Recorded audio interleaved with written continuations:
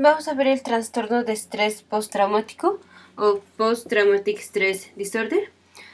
En este trastorno el paciente está con, vamos a decir, 4 categorías grandes de los síntomas. Una es el paciente tiene hyperarousal, está como muy activo, pero la actividad es para prevenir que le vuelva a pasar la cosa que lo estresó. Entonces está todo el tiempo tratando de evitar la cosa y está tratando pues nada más de concentrarse en eso, y aunque trate de distraerse no deja de pensar en eso. Entonces está así como muy hipervigilante,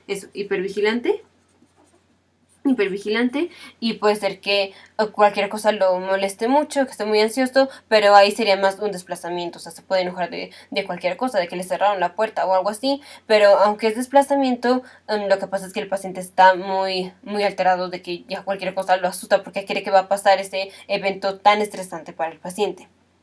La otra es avoidance, que está tratando de evitar cualquier cosa que le recuerde el evento.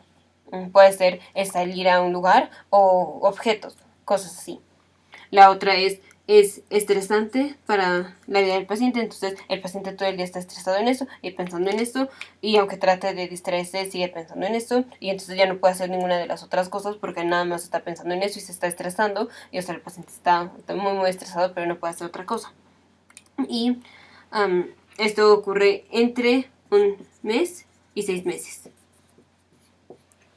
Si la duración es más de un mes, es el trastorno de estrés postraumático. Y si dura menos de un mes y ocurrió dentro de un mes del evento, entonces más de 3 días, menos de un mes, y todos estos síntomas de ansiedad ocurren dentro del mes donde ocurrió el evento, entonces es trastorno de estrés agudo, o acute stress disorder. Pero si ya es más de un mes, entonces es post-traumatic stress disorder. O puede ser que el paciente empezó con luego 2 años estuvo bien y ya ahorita volvió a acordarse. La otra cosa es que estos pacientes tienen mucho flashbacks, que es en la memoria de ese evento les regresa así a cada rato. Entonces el paciente está sumamente estresado.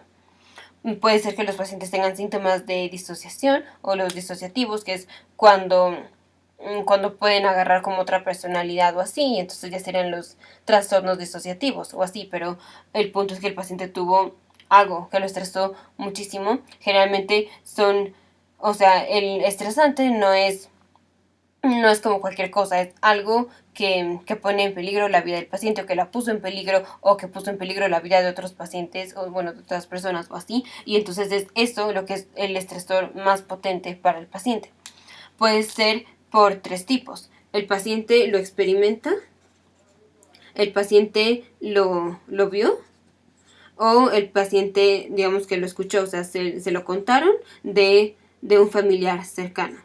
Entonces, en donde el paciente lo experimenta el paciente estuvo en una situación que pudo haber perdido la vida, o perdió una extremidad, o casi pierde la extremidad o algo así. Entonces, si el paciente solo se está acordando en eso, o sea, está verdaderamente estresado. O donde lo vio, puede ser que estaba pasando por ahí y vio que de repente hay un incendio donde varias personas se murieron. Entonces el paciente se queda traumatizado con eso.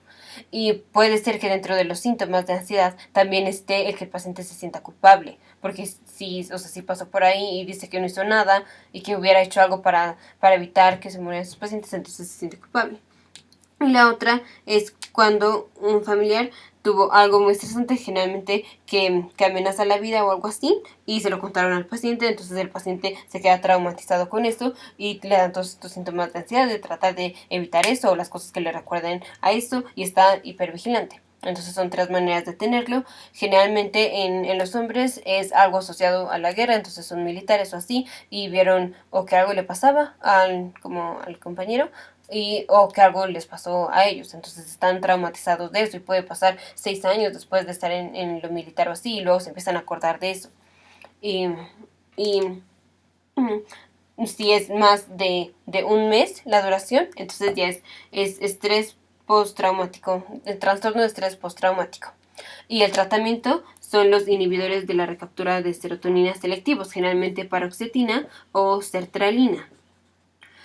Si no, también se pueden dar inhibidores de la MAO o inhibidores selectivos, inhibidores de la recaptura de serotonina y norepinefrina o tricíclicos antidepresivos o buspirona. Pero son los inhibidores selectivos de la recaptura de serotonina los que se dan. Y estos pacientes generalmente tienen pesadillas en relación al evento. Entonces, para las pesadillas se dan los antagonistas alfa 1 adrenérgicos, que es prazosina. Y para calmar la ansiedad del paciente se le puede dar un beta bloqueador o un alfa 2 agonista, como clonidina. Aquí a los pacientes no se les puede dar benzodiazepinas porque generalmente estos pacientes tienen abuso de drogas. Entonces no se les va a dar las benzodiazepinas, que lo pueden como deprimir más la actividad de respirar o así, la deprimen las benzodiazepinas, y con el trastorno de abuso de drogas que tengan se les va a deprimir más la respiración. Entonces por eso se dan beta bloqueadores o los agonistas alfa 2. Pero para las pesadillas es muy importante alfa 1 antagonistas.